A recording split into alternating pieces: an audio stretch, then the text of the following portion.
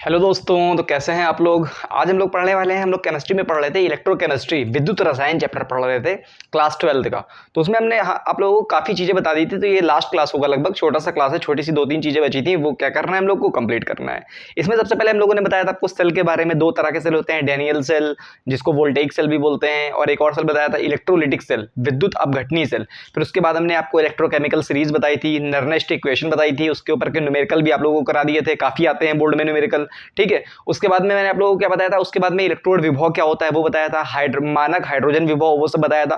मतलब पूरी तरह से हर चीज क्या हो गई, ये कंप्लीट हो गई, बस लास्ट 2-3 टॉपिक बचे हैं वो पढ़ाना है। तो आज एक क्लास में हम लोग पढ़ने वाले हैं कि सांद्रता का क्या प्रभाव पड़ता है मोलर चालकता पर और चालकत्व पर क्या प्रभाव पड़ता है सांद्रता का। सांद्रता मतलब आप लोग समझते हैं ना क्या होता है। जैसे हम लोग विद्युत अपघट्य लेते हैं, विद्युत अपघट्य क्या होता है, इलेक्ट्रोलाइट जो सेल के अंदर मटेरियल भरा होता है उसको क्या बोलते हैं, इलेक्ट्रोलाइट या विद्युत अपघट्य बोलते हैं। तो उसके बारे में हम लोग को आज पढ़ना है। ये सब चीजें क्या हो जाएंगी, कंप्लीट हो जाएंगी। उसके बाद कोलेराउश का नियम पढ़ना है, वो खत्म करना है, ठीक है। तो आप लोग मेरा नाम जानते होंगे, मेरा नाम है शावेज खान और मैं आप लोगों को यहाँ पढ़ाता हूँ फिजिक्स, केमिस्ट्री और मैथ क्लास 10th 11th और 12th को। तो शुरू करने से पहले व्हाइट वाला सब्सक्राइब बटन दिख रहा है, उसको क्या करना है, जरूर दबाना, और जितने बटन दिख रहे हैं सब क्या होने चाहिए, दब जाने चाहिए। तो चलिए शुरू करते हैं। सबसे पहले हम लोग पढ़ते हैं मोलर चालकता और तुल्यांकी चालकता पर सांद्रता का प्रभाव। तो पहले सांद्रता समझ में आनी चाहिए होती क्या है। सांद्रता का मतलब क्या होता है, देखो सांद्रता के टर्म हमने जब विलियन चैप्टर पढ़ाया था उसमें आपको बताया था सांद्रता बहुत तरह से दिखाई जा सकती है। मोल प्रभाज को भी सांद्रता बोलते हैं, मोलरता को भी सांद्रता बोलते हैं, नॉर्मलता को भी सांद्रता बोलते हैं, लेकिन ज्यादातर जो यहाँ पे डिनोट होगी, हमने बताया था मेन चीज जो होती है, जो सांद्रता जिसको असल में हम लोग यूज करते हैं उसको मोलरता बोलते हैं, मोलरता को ही सांद्रता बोलते हैं। सांद्रता का मतलब ये होता है, जैसे कि देखिए केमिस्ट्री में हम लोग बात करते हैं सांद्रता की, तो जाहिर सी बात है अभी हम लोग इस चैप्टर में विद्युत अपघट्य के बारे में पढ़ रहे हैं, किसको, इलेक्ट्रोलाइट के बारे में। तो इलेक्ट्रोलाइट के बारे में हमने बताया था, जैसे हम जली विलयन में इलेक्ट्रोलाइट ले रहे हैं तो NaCl का जली विलयन है, तो अब जल के अंदर मतलब पानी के अंदर NaCl को मिला दिया तो उसी को क्या बोला, NaCl का जली विलयन। अब इसकी सांद्रता बढ़ानी है तो मतलब उसमें NaCl की मात्रा पानी में बढ़ानी है। अब सांद्रता घटानी है तो क्या उस पानी के अंदर से NaCl बाहर निकाल दोगे, अरे पानी के अंदर जब NaCl डाल दोगे तो पानी उसको तो घुल जाएगा ना। तो सांद्रता कम करने के लिए NaCl तो वापस निकालोगे नहीं, तो सांद्रता कम कैसे होगी, सांद्रता कम ऐसे होगी उसमें पानी मिला दो, ज्यादा क्या मिला दो, पानी। तो सांद्रता बढ़ाना तो मतलब क्या हुआ, NaCl मिला दो, और सांद्रता घटाना मतलब पानी मिला दो। तो सांद्रता घटाने का मतलब होता है तनुता को बढ़ाना। तनुता मतलब क्या होता है, किसी चीज में किसी अगर कोई जली विलयन है उसमें पानी मिला रहे हो तो आयतन बढ़ा रहे हो, उसका क्या बढ़ा रहे हो, आयतन, तो तनुता बढ़ाना। तो सांद्रता बढ़ाना का मतलब हो गया, क्या हो गया, जो उसमें विद्युत अपघट्य है वो मटेरियल मिलाओगे, और सांद्रता घटाना मतलब तनुता को बढ़ाना। तनुता बढ़ाना मतलब उसमें पानी मिला देना, ठीक है। तो सबसे पहले हम लोग बात करते हैं चालक मोलर चालकता वाला की जो बात करनी है, तो सबसे पहले हम बात करते हैं किसकी, जब हम सांद्रता बढ़ाएंगे सबसे पहले हम सांद्रता को घटाते हैं। जैसे सांद्रता घटा रहे हैं, क्या घटा रहे हैं, सांद्रता। तो जब सांद्रता घटा रहे हैं तो जाहिर सी बात है आयतन क्या होगा, सांद्रता तभी घटती है जब उसमें किसी विद्युत अपघट्य में तो पानी मिलाओगे, पानी मिलाओगे तो पूरा विलयन का आयतन क्या हो जाएगा, ज्यादा हो जाएगा, और सांद्रता क्या हो जाएगी, कम हो जाएगी, तो आयतन बढ़ जाएगा। आयतन बढ़ने से कहानी क्या होती है, आयतन बढ़ने से तो कुछ चालकत्व जो होता है, क्या होता है, चालकत्व।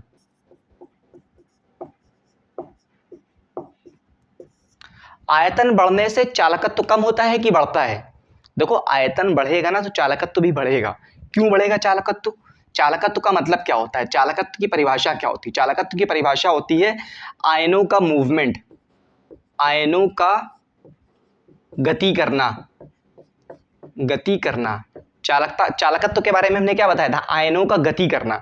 जब जाहिर सी बात है अगर तुम विद्युत अपघट्य ले रहे हो उसमें तुमने आयतन बढ़ा दिया है, मतलब सांद्रता को कम कर दिया है, तो उसमें जो है सांद्रता कम हो जाएगी तो पानी बढ़ जाएगा, पानी बढ़ जाएगा तो आयंस जो पहले से थे वो क्या होंगे, ज्यादा मूव करने लगेंगे, क्या करने लगेंगे, ज्यादा मूव करने लगेंगे। तो चालकत्व आयतन को बढ़ाने के साथ में चालकत्व क्या होता है, बढ़ जाता है, जिसको तुम डिनोट किससे करते थे, सी से करते थे, इसको कंडक्टेंस बोलते हैं, ठीक है। अब क्यों बढ़ जाता है, देखो विद्युत अपघट्य 2 तरह के होते हैं, एक होता है प्रबल विद्युत अपघट्य, क्या होते हैं, प्रबल वैद्युत अपघट्य।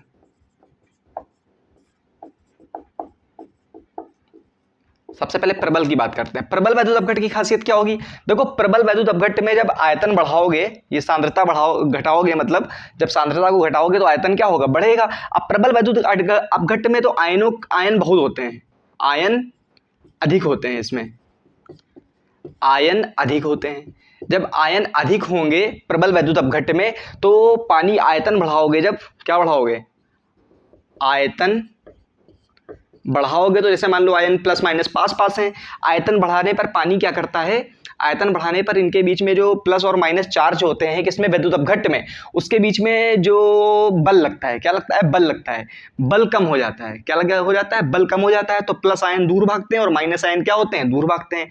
तो आयतन बढ़ने के साथ में गति क्या होती है, आयनों की बढ़ जाती है, जिससे तुम्हारा ओवरऑल चालकत्व तो क्या हो जाता है, बढ़ जाता है। बात समझ में आई। जब सांद्रता क्या होगी, सांद्रता जब जो है कम होगी मतलब आयतन बढ़ेगा, आयतन बढ़ेगा तो चालकत्व तो भी क्या होगा, बढ़ेगा। किसका, प्रबल वैद्युत अपघट्ट के केस में। ठीक है, तो प्रबल वैद्युत अपघट्ट में भी क्या होगा, आयतन बढ़ने के साथ में चालकत्व तो क्या होगा, बढ़ेगा। अब बात करते हैं अगर मान लो दुर्बल वैद्युत अपघट्ट है, तब कहानी क्या होगी, दुर्बल वैद्युत अपघट्ट है। दुर्बल वैद्युत अपघट्ट की कहानी क्या होती है, दुर्बल वैद्युत अपघट्ट का मतलब क्या होता है, कैसे पहचानते हो कोई वैद्युत अपघट्ट दुर्बल है या प्रबल है। देखो, अगर तुम किसी वैद्युत अपघट्ट का जली विलयन ले रहे हो तो अगर वो जल के आयनों में अधिक टूट रहा है तो वो प्रबल वैद्युत अपघट्ट है। आयन में वो नहीं डूब रहा है, वो टूट रहा है उसके आयन जल्दी पानी में, तो वो क्या है, दुर्बल वैद्युत अपघट्ट है। जिसमें बोलते हो वियोजन नाम की एक चीज पढ़ी थी तुमने, क्या पढ़ी थी, वियोजन। जब हम तुमको पढ़ा रहे थे विलियन चैप्टर, उसमें बताया था वियोजन, वियोजन मतलब अल्फा। इसमें अल्फा क्या होगा, 100% नहीं होगा, अल्फा क्या होगा, 100% नहीं होगा। तो मतलब आयन पूरी तरह से टूट नहीं रहे होंगे, आयन पूरी तरह से टूट नहीं रहे होंगे। तो दुर्बल वैद्युत अपघट्ट में तुम जब आयतन बढ़ाओगे, सांद्रता घटेगी तो आयतन क्या होगा, बढ़ेगा।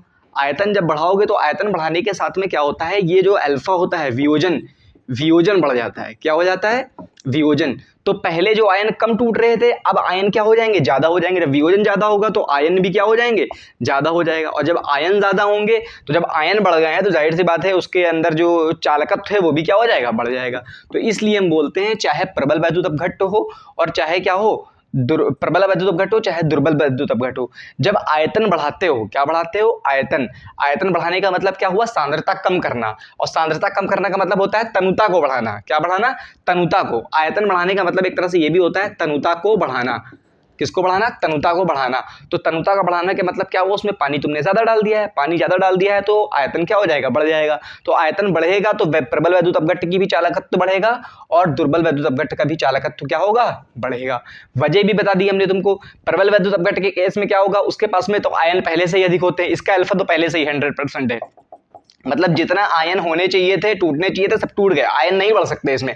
तुम कितना भी पानी बढ़ा दो, जो पहले से वो पूरे पूरे आयन क्या हो तो हुए जा रहे हैं, टूटे जा रहे हैं, तो आयनों की संख्या तो नहीं बढ़ेगी इसमें, लेकिन होगा क्या, आयतन बढ़ जाएगा। जो प्लस और माइनस आयन पास पास में थे, पानी की वजह से उनके बीच में बल कम हो जाएगा, और बल कम हो जाएगा तो आयनों की गति क्या हो जाएगी, बढ़ जाएगी। और जब आयन गति करेंगे तो चालकत्व भी क्या हो जाएगा, बढ़ जाएगा। इस तरह से अब दुर्बल वैद्युत अपघट्ट में चालकत्व कैसे बढ़ता है, आयतन बढ़ने के साथ में। दुर्बल वैद्युत अपघट्ट में क्या होता है, देखो अल्फा 100% नहीं होता है, मतलब वियोजन क्या होता है, पूरी तरह से नहीं हो पाता है। लेकिन तुमको पता है जब आयतन बढ़ाओगे तो वियोजन भी क्या होता है, बढ़ता है। और वियोजन बढ़ जाएगा तो मतलब आयनों की संख्या ही बढ़ जाएगी। गति से ज्यादा प्रभावी इफेक्ट तो ये वाला है, क्या, आयनों की संख्या बढ़ जाना। आयनों की संख्या बढ़ेगी तो 100% क्या होगा, चालकत्व तो बढ़ेगा। तो तुमसे सवाल ये आएगा कि बताइए जब आयतन बढ़ाते हैं तो बताइए क्या होता है, चालकत्व तो बढ़ता है या घटता है। चाहे प्रबल वैद्युत अपघट्ट हो चाहे दुर्बल वैद्युत अपघट्ट हो, दोनों के केस में ही चालकत्व तो क्या होता है, बढ़ता है। बस बढ़ने का तरीका और वजह क्या होती है वो मैंने आप लोगों को बता दिया, तो नोट कर लीजिए। अब हम बात करते हैं, यही बात करते हैं कि जब हम जो है आयतन बढ़ाएंगे, मतलब तनुता बढ़ाएंगे या आयतन कम करेंगे तो चालकता के साथ में क्या होगा। चालकत्व के बारे में तो पढ़ लिया आपने कि आयतन बढ़ाने पर क्या होता है, चालकत्व क्या होता है, बढ़ता है। तनुता बढ़ाने पर चालकत्व क्या होता है, बढ़ता है, चाहे प्रबल वैद्युत अपघट्ट हो चाहे दुर्बल वैद्युत अपघट्ट हो। लेकिन अगर हम आपका चालकता के बारे में बात करें, मतलब अगर हम आयतन को घटाएं बढ़ाएं, तनुता को घटाएं बढ़ाएं, तो बताइए चालकता के साथ में क्या होगा। तो चालकता के बारे में पहले पता होना चाहिए चालकता होती क्या है। तो हमने चालकता की डेफिनेशन लिखाई थी, तो बताया था 1 ml विद्युत अपघट्ट की, 1 ml विद्युत अपघट्ट की जो चालकत्व होता है, क्या होता है, चालकत्व, जिसको C बोलते हो। 1 ml विद्युत अपघट्ट का जो चालकत्व होता है उसे ही क्या बोलते हैं, चालकता बोलते हैं। उसे ही क्या बोलते हैं, चालकता कहते हैं। तो अब तुमको यह समझ में आ गया कि चालकता होती क्या है, कंडक्टिविटी होती क्या है, जिसको कप्पा से डिनोट करते थे। तो 1 ml विलियन के अंदर जितना ज्यादा चालकत्व होगा उसी को क्या बोलेंगे हम लोग, चालकता बोलेंगे। ठीक है, अब देखो तुम क्या कर रहे हो, तुम क्या कर रहे हो, तनुता को बढ़ा रहे हो। तनुता बढ़ाने का मतलब हम बता चुके हैं क्या होता है, तनुता बढ़ती है तो कंसंट्रेशन क्या होता है, कम होता है। कंसंट्रेशन का मतलब सांद्रता, सांद्रता क्या होती है, कम होती है। सांद्रता कम करने का मतलब उसमें पानी मिला रहे हो, पानी मिलाना मतलब तनुता बढ़ाना, इसी को डाइल्यूशन बोलते हैं इंग्लिश में। क्या बोलते हैं? डाइल्यूशन, डाइल्यूट कर रहे हो सॉल्यूशन, और कंसंट्रेशन बोलते हैं इसको, किसको? सांद्रता को। सांद्रता कम कर रहे हो मतलब उसकी तनुता क्या हो रहे हो? बढ़ा रहे हो, पानी मिला रहे हो। तो पानी मिलाओगे, सबसे पहले बात तो ये तो पता है तुमको, आयतन क्या हो जाएगा? बढ़ जाएगा। आयतन क्या हो जाएगा? बढ़ेगा। जब आयतन बढ़ेगा तो बताओ, वैद्युत अपघट्ट के अंदर जब आयतन बढ़ेगा तो जो 1 ml के अंदर, मान लो अगर ये वैद्युत अपघट्ट है तुम्हारा, ये कोई बर्तन है, ठीक है, तुमने इसमें वैद्युत अपघट्ट ले लिया है, ठीक है।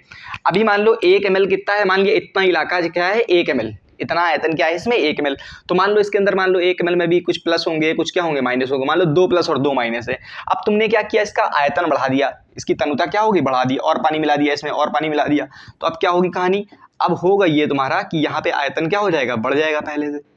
पहले से आयतन क्या होगा? बढ़ जाएगा। तो ये आयन में जब पानी मिल जाएंगे तो ये आयन हो सकता है क्या हो जाए? हो सकता है क्या होंगे ही, ये आयन दूर दूर चले जाएंगे।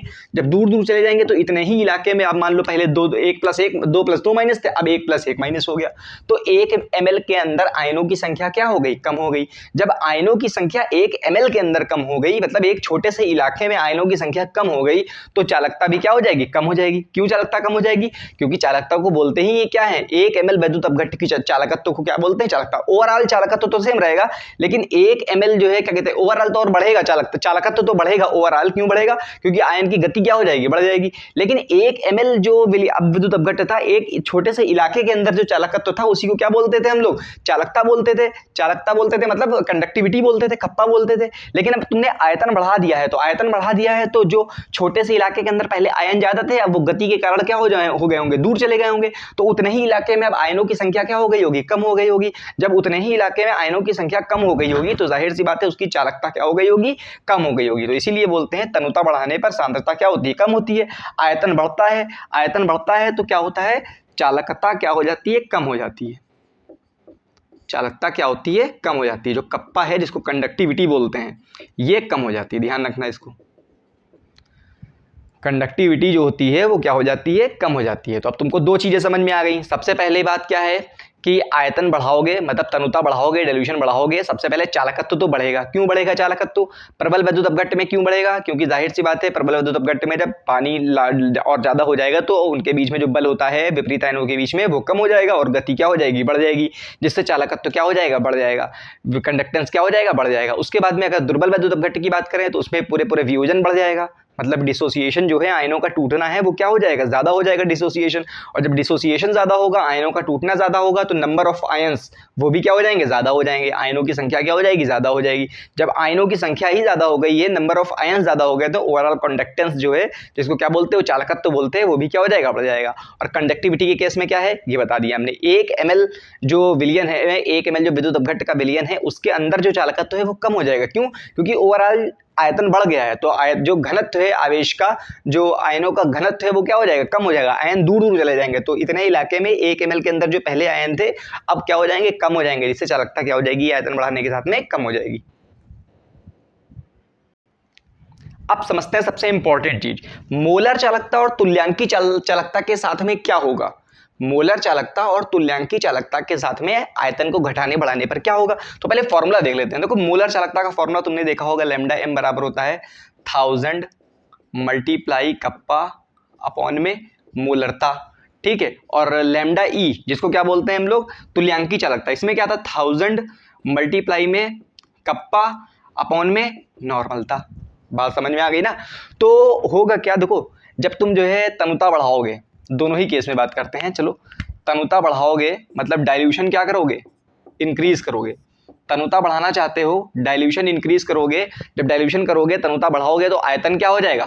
बढ़ जाएगा। आयतन बढ़ने के साथ में क्या होता है? कप्पा कम होगा। आयतन बढ़ने के साथ में कप्पा क्या होगा? कम होगा। अभी हम बता चुके हैं, जब तनुता बढ़ती है तो कंडक्टिविटी, ये कप्पा क्या है? कंडक्टिविटी, ये कम हो जाएगी। जब कंडक्टिविटी कम हो जाएगी तो उस हिसाब से लैम्डा m क्या होना चाहिए? कम होना चाहिए। जाहिर सी बात है, जब इस तरह से कोई चीज देख रहे हो, यहाँ पे कप्पा कम हो जाएगा, तो ये चीज क्या होनी चाहिए? कम होना चाहिए। क्योंकि पहले 1000 में अगर मान लो ये 5 था, तो 5 से मल्टीप्लाई हो रहा था, तो ऊपर 5000 आ रहा था। अब अगर मान लो क्या हो जाएगा? 3 हो गई है, कम हो गया, तो 3000 आ रहा है। तो ओवरऑल कम हुआ कि नहीं हुआ? तो इस हिसाब से तो क्या होना चाहिए? कम होना चाहिए। इसमें भी वही कहानी है, इसमें भी दोनों में ही कहानी क्या है, सेम है। क्यों कहानी सेम है?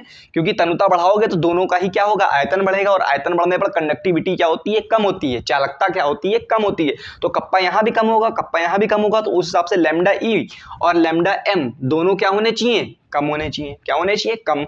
लेकिन एक दिक्कत और है, आयतन बढ़ाने पर इनमें भी तो बदलाव होगा, मोलरता और नॉर्मलता में भी तो कुछ बदलाव होगा। क्यों होगा? देखो, मोलरता बराबर फॉर्मूला क्या होता है, ऊपर होता है मोल, नीचे होता है आयतन, ठीक है। इसी तरह नॉर्मलता में भी क्या होता है, ऊपर होता है ग्राम इक्विवेलेंट्स, क्या होते हैं, ग्राम इक्विवेलेंट्स, ग्राम तो लैंकों की संख्या, और नीचे क्या होता है, आयतन। तो जाहिर सी बात है, जब तुम तनुता बढ़ा रहे हो, क्या कर रहे हो, तनुता को बढ़ा रहे हो, मतलब डाइल्यूशन कर रहे हो, तो आयतन क्या हो रहा है, बढ़ रहा है। आयतन क्या हो रहा है, बढ़ रहा है। दोनों में ही आयतन क्या हो रहा है, बढ़ रहा है। मोलरता में भी नीचे आयतन आ रहा है और नॉर्मलता में भी। जब आयतन यहाँ पे बढ़ेगा तो मोलरता और नॉर्मलता दोनों क्या होंगी, कम होंगी। क्यों? क्योंकि देखो, ये नीचे वाला नंबर जब ज्यादा होगा तो ओवरऑल अपॉन में है ना, ये डिनोमिनेटर में है, डिनोमिनेटर जब बढ़ता है तो ओवरऑल फ्रैक्शन की वैल्यू क्या होती है, कम होती है। जाहिर सी बात है, 5/9 बड़ा है या 5/16 बड़ा है, बताओ। ऊपर वाला नंबर तो सेम है, नीचे वाला नंबर बढ़ रहा है, तो ओवरऑल ये छोटा हो गया ना। तो उसी तरह से यहाँ भी है, जब आयतन बढ़ेगा तो नीचे वाला नंबर बढ़ेगा, तो मोलरता और नॉर्मलता दोनों क्या होंगे, कम होंगे। मोलरता भी और नॉर्मलता भी क्या होंगे, कम होंगे।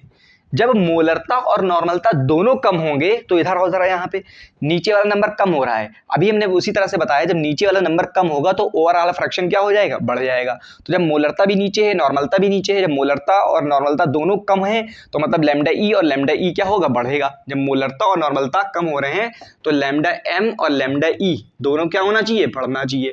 तो अब बताओ, तुम्हारे पास में दो केस आएगा, एक तो इस हिसाब से केस आ गया, दूसरा इस हिसाब से आ गया। अगर कप्पा के हिसाब से हम देखें, कंडक्टिविटी के हिसाब से देखें, तो कंडक्टिविटी कम हो रही है, जिससे लैम्डा एम और लैम्डा ई क्या होना चाहिए, कम होने चाहिए। मोलर चालकता और तुल्यांकी चालकता क्या होनी चाहिए, कम होनी चाहिए। लेकिन एक और इफेक्ट भी आ रहा है साथ में, क्या, आयतन बढ़ रहा है तो मोलरता और नॉर्मलता क्या हो रही है, कम हो रही है।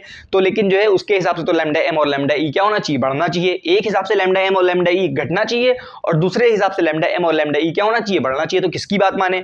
तो जाहिर सी बात है, फिर एक्सपेरिमेंट क्या होगा, जो सचमुच में हुआ होगा वही कहानी मानी जाएगी। एक्सपेरिमेंट से जो पता चला वो ये पता चला कि मोलरता और नॉर्मलता ये क्या होते हैं, ज्यादा प्रभावी होते हैं। क्या होते हैं, ज्यादा प्रभावी होते हैं। ये वाला जो प्रभाव है मोलरता और नॉर्मलता वाला, ये वाला इफेक्ट ज्यादा क्या होगा, इफेक्टिव होगा। इसलिए इसकी बात मानी जाएगी और ये कहानी मानी जाएगी कि जब तुम आयतन को बढ़ाओगे, मतलब तनुता को क्या करोगे, बढ़ाओगे, डाइल्यूशन करोगे, तो होगा क्या, तुम्हारा लैम्डा एम और लैम्डा ई दोनों क्या होंगे, बढ़ेंगे। तो इस तरह से तुमको ये चीजें क्या करनी है, याद रखनी है। सवाल सीधे ये आएगा कि बताइए, जब जो है क्या कहते हैं, तनुता को बढ़ाते हैं तो क्या होता है, मोलर चालकता बढ़ती है या घटती है, या तनुता को घटाते हैं, बढ़ाने पर बढ़ रही है तो घटाने पर क्या होगी, घटेगी। बात समझ में आ गई? उसको अच्छे से याद करिए, ऑप्शन वाले सवाल में, स्टेटमेंट में बहुत आते हैं इस तरह के सवाल। अच्छा, एक चीज समझ लेते हैं, जैसे अभी हमने बताया तुमको कि कंसंट्रेशन को कम करने पर, ज्यादा करने पर, कंसंट्रेशन का मतलब होता है सांद्रता, सांद्रता कम करना मतलब तनुता बढ़ाना। तो कंसंट्रेशन और लैम्डा एम, अभी हमने बताया कि कंसंट्रेशन जब बढ़ेगी, घटेगी, तो मोलर चालकता क्या होगी, बढ़ेगी। क्या होगी, मोलर चालकता बढ़ेगी। कंसंट्रेशन कम करने का मतलब होता है तनुता को बढ़ाना, ठीक है। तो जब कंसंट्रेशन कम होगी तो मोलर चालकता बढ़ेगी। तो एक तरह से इन दोनों में जो रिलेशन है उसका एक ग्राफ भी होता है, बहुत इंपॉर्टेंट ग्राफ है, स्ट्रेट लाइन ग्राफ आता है। क्या आता है, स्ट्रेट लाइन। अगर हम वाई एक्सिस पर क्या रखें, मोलर चालकता को रखें, और एक्सिस पर क्या रखें, सांद्रता, जो है सांद्रता का रूट है। अरे इस तरह से लिखा है, सांद्रता मतलब समझते हो ना, मोलरता ही एक तरह से, मोलरता का जो रूट है वो ले लें तो क्या होगा, तुम्हारा जो कंसंट्रेशन का जो ग्राफ आएगा वो क्या आएगा, स्ट्रेट लाइन ग्राफ आता है। क्या आता है, स्ट्रेट लाइन ग्राफ, ठीक है। तो इसको समझ लो। समझना क्या है तुम्हारा, एक तरह से देखा जाए अगर, तो ये स्ट्रेट लाइन ग्राफ आ रहा है। क्या आ रहा है, स्ट्रेट लाइन, y बराबर mx प्लस c, ये होता है स्ट्रेट लाइन ग्राफ। देखो यहाँ पे सांद्रता है एक्स एक्सिस पर, यहाँ पर सांद्रता सबसे कम है, 0 है, तो उस समय मोलर चालकता क्या होगी, सबसे अधिकतम होगी। क्या होगी, अधिकतम होगी। तो इसको, इस पॉइंट को हम क्या बोल सकते हैं, लैम्डा एम बोल सकते हैं। लेकिन कब होगी, जब यहाँ पे सांद्रता क्या है, 0 है। सांद्रता एक तरह से 0 है। यहाँ पे सांद्रता 0 होने का मतलब उसका आयतन क्या है, बहुत ज्यादा है। बहुत ज्यादा मतलब अनंत के हिसाब से नहीं है, जितना तुम्हारा जो है उसमें वैद्युत अपघट्य होगा उसकी तुलना में आयतन क्या है, ज्यादा है। तो यहाँ से वाई की जगह पे क्या लिख सकते हो तुम, लैम्डा एम लिख सकते हो। एम क्या हो गया तुम्हारा, एम तो हो गया ये जो तुम्हारा प्रवणता होती है वो हो गया। एम कुछ भी हो सकता है, तुमको जब सवाल दिया जाएगा इस तरह से तब समझ में आएगा, लेकिन फिर भी समझो। और ये रूट सी है। अच्छा ये सी क्या है, यहाँ पे सी होता है जो ये दूरी होती है, ये क्या है, इसको बोलते हैं लैम्डा एम नॉट। अभी हमको इसको डिटेल में पढ़ाएंगे। इसको बोलते हैं सीमांत मोलरता। क्या बोलते हैं, अनंत तनुता पर जो मोलरता होती है उसी को बोलते हैं सीमांत मोलरता। मतलब ऐसी मोलरता जब कंसंट्रेशन क्या है, जीरो है। कंसंट्रेशन जीरो होने का मतलब आयतन बहुत ज्यादा है, आयतन बहुत ज्यादा का मतलब काफी ज्यादा आयतन है, तब जो मोलरता होगी उसी को बोलते हैं सीमांत मोलरता। यहाँ पे इनफाइनाइट कहीं पे ऐसे भी लिखा होता है। इसका मतलब क्या हुआ, इसकी कंसंट्रेशन क्या है, अनंत, कंसंट्रेशन जीरो है, मतलब उसकी जो तनुता है वो बहुत ज्यादा है, तब जो तुम्हारी मोलर चालकता है उसी को ये बोलते हैं सीमांत मोलर चालकता। ठीक है, तो इसको समझ लीजिए, नोट कर लीजिए। अच्छा अभी हम जिसकी बात कर रहे थे, लैम्डा एम नॉट जो बताया था हमने, वो क्या होता है, इसको बोलते हैं हम लोग सीमांत मोलर चालकता। सीमांत मोलर चालकता का मतलब देखो, मोलर चालकता का मतलब तो पता है 1000 इंटू कप्पा अपॉन में मोलरता, लेकिन अनंत तनुता पर, तनुता मतलब समझा चुके हैं, तनुता क्या होता है, किसी भी चीज का आयतन बहुत ज्यादा बढ़ा दो तो उसका कंसंट्रेशन, जो उसकी सांद्रता क्या हो जाती है, कम हो जाती है। तो सबसे कम सांद्रता मतलब उस समय आयतन क्या होगा, काफी ज्यादा होगा। तो बहुत ज्यादा आयतन के ऊपर अनंत तनुता पर, अनंत मतलब ये नहीं है कि अनंत आयतन कर दिया, मतलब काफी ज्यादा आयतन पर जो मोलर चालकता होती है उसी को हम लोग क्या बोलते हैं, सीमांत मोलर चालकता। इसको डिनोट करते हैं लैम्डा एम नॉट से, कहीं कहीं पे लैम्डा इनफाइनाइट होता है। अब इसके बाद में एक बहुत इंपॉर्टेंट बात आप लोग को बताना है, जिसको बोलते हैं कोलेराउश का नियम। क्या बोलते हैं, कोलेराउश का नियम। इसके ऊपर के न्यूमेरिकल भी आते हैं, कोलेराउश के नियम के ऊपर बताएंगे अभी। कोलेराउश का नियम, कोलेराउश लॉ, स्पेलिंग क्या है देख लेना। ठीक है, इसने क्या बताया, इसने बताया अनंत तनुता पर जो होता क्या है, अनंत तनुता पर जो मोलर चालकता होती है किसी भी वैद्युत अपघट्ट की मोलर चालकता, वो उसके आयनों की मोलर चालकताओं के योग के बराबर होती है। स्टेटमेंट समझो, उसके बाद में समझाते हैं। अभी इसने बताया अनंत तनुता पर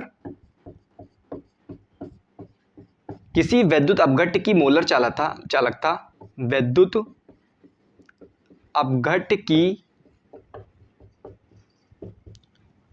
मोलर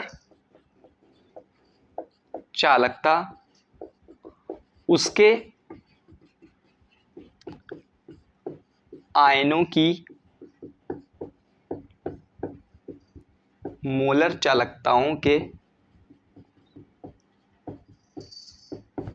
योग के बराबर होती है। इसका मतलब क्या हुआ, इसका मतलब हुआ जब चालकता तनुता क्या होगी, अनंत होगी, मतलब कंसंट्रेशन बहुत क्या होगा, कम होगा, मिनिमम होगा।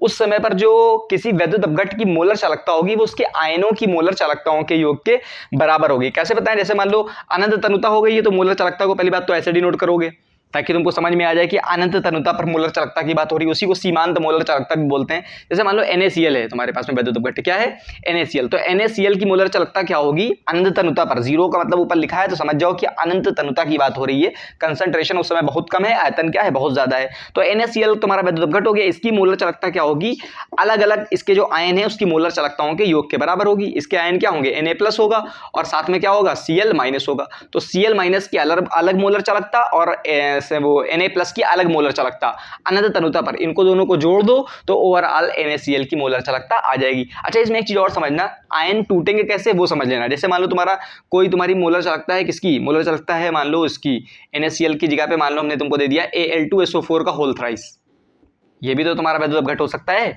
एल्युमिनियम के आयन मिलेंगे इसमें और SO4 के आयन मिलेंगे। तो ध्यान रखना यहाँ पे जैसे Al2 है तो यहाँ पे पहले तुम्हारा मोलर चालकता होगी किसकी, अनंत तनुता पर मोलर चालकता होगी एल्युमिनियम की। एल्युमिनियम के ऊपर 3+ आता है, क्या आता है, 3+, प्लस में उसके बाद में दूसरा आयन कौन टूटेगा इसमें से, दूसरा आयन होगा तुम्हारा SO4 आयन, क्या होगा, SO4 आयन। तो ध्यान रखना यहाँ पे एल्युमिनियम के ऊपर 2 लगा है, तो जब एल्युमिनियम का अलग से तुम आयन की मोलर चालकता लिखोगे तो मल्टीप्लाई 2 कर दोगे।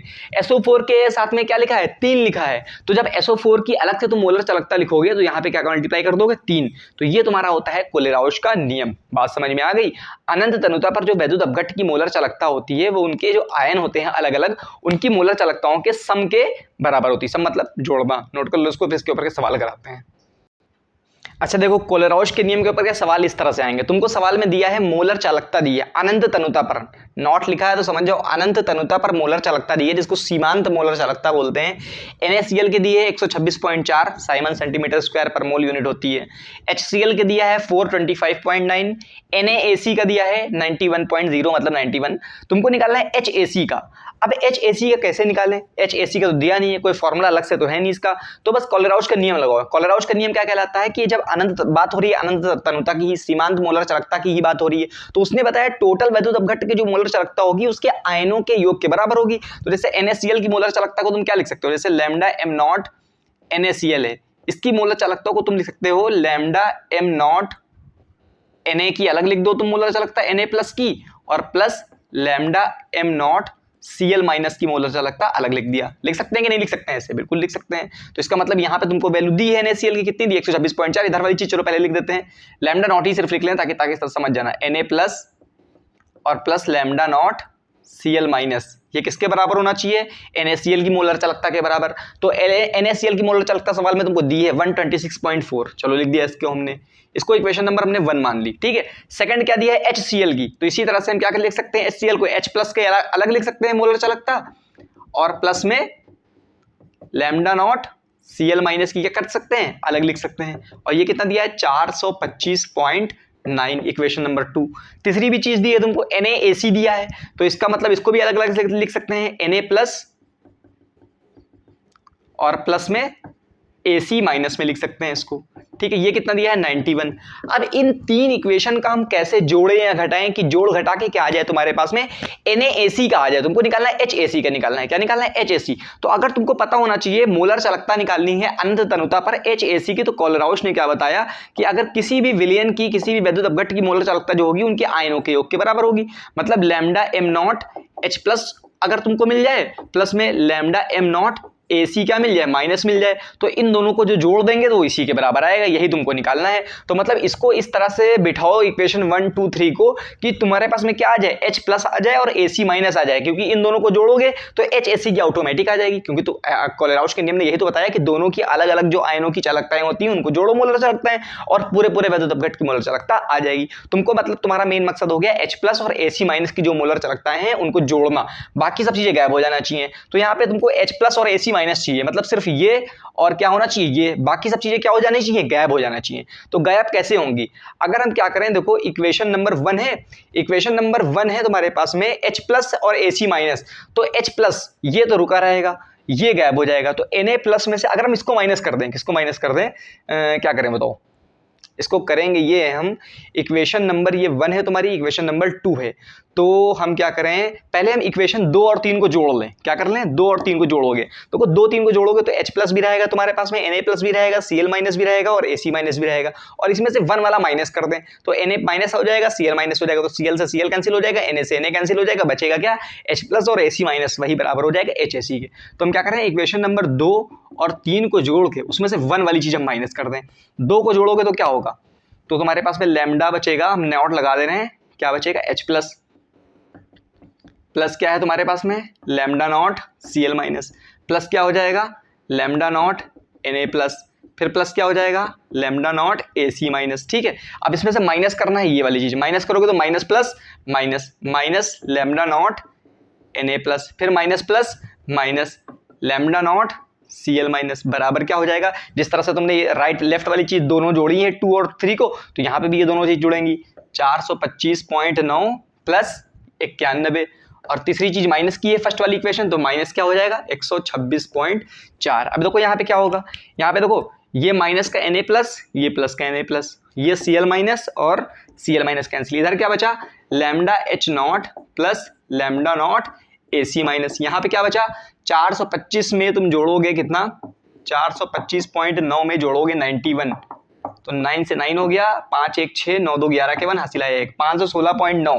अब तुमको 516.9 में से माइनस करना है 126.4, 9 में से 4 गया 5, 6 में से 6 गया 0, 11 में से 2 गया 9, 4 में से 1 गया 3, 390.5 सही है। देखो 9 में से 4 गया 5, 6 में से 6 गया 0, 11 में से 2 गया 9, 4 में से 1 गया 3, तो 390.5 आया। और अभी हम बता चुके हैं अलग अलग जो मोलर चालकताओं का योग होता है आयनों का, वो विद्युत अपघट्ट के योग, विद्युत अपघट्ट के बराबर होता है। तो इसको हम लिख सकते हैं लैम्डा नॉट HAC, किसका कितना आ गया? 390.5 साइमन सेंटीमीटर स्क्वायर पर मोल, यही चीज़ तो तुमको निकालनी थी तो आ गई। तो बात समझ में आई। इस तरह से कोलेराउश का नियम का इस्तेमाल करके तुम क्या कर सकते हो, वैद्युत अपघट्ट की अनंत तनुता पर मोलर चालकता निकाल सकते हो। तो ये चैप्टर लगभग क्या हो गया है, कंप्लीट हो गया है। अब हम लोग अगला चैप्टर पढ़ेंगे, देखते हैं फिजिक्स में ही पढ़ते हैं, ठीक है। तो क्या करना है आप लोग को जानते हैं, व्हाइट वाला बटन दिख रहा है, सब्सक्राइब जरूर करना है, और 5 लोग को तो जानते होगे ना, शेयर जरूर करना है। इतनी डिटेल में पढ़ा रहा हूँ तो तुम लोग को क्या करना चाहिए, जितने भी बटन दिख रहे हैं सब दबा डालो और कमेंट में लिखो क्या पढ़ना है अगला चैप्टर, ठीक है। Thank you.